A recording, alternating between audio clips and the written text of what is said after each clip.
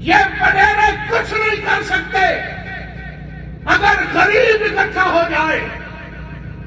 آپ نے خبر سنی ہوگی انڈی گیٹ کے نواب سردار اور کھنڈے کے یہ سارے ایک ہو گئے ہیں.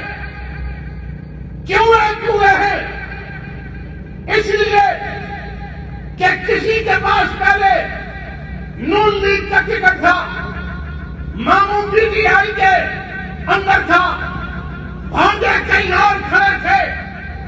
ہمیشہ سیٹ ان کے پاس رہی، لیکن آج شاہ حسین رضوی آپ کے اندر سے ہے، وہ غریب خاندان سے ہے، عام پاکستانی ہے.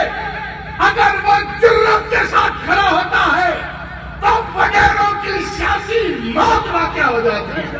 لبیک یا رسول اللہ، لبیک لبیک یا رسول اللہ، لبیک.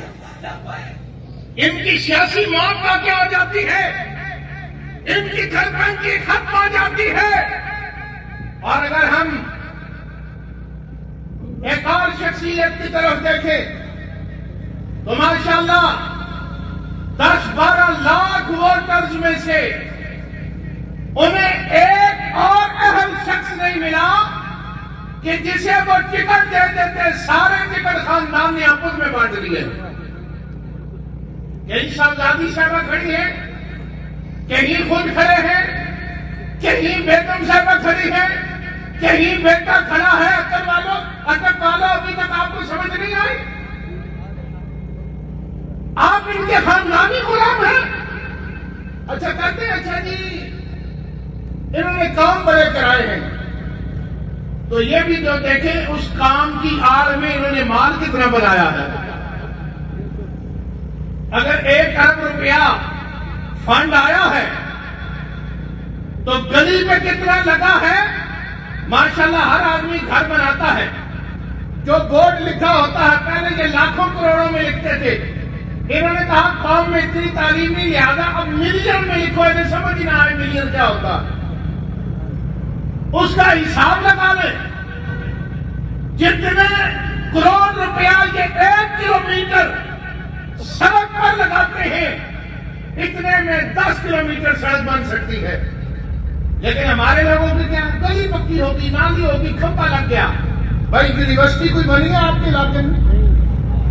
گیس اٹک سے نکل رہی ہے، استعمال اسلام آباد والے کر رہے ہیں، لاہور والے کر رہے ہیں. آپ کو کیا مل رہا؟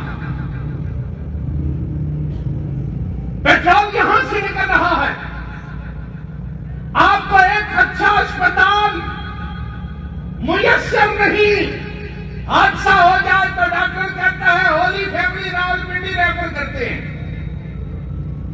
اور آپ کے اس حلقے سے وزیر اعظم بھی بنا ہے شوکت عزیز.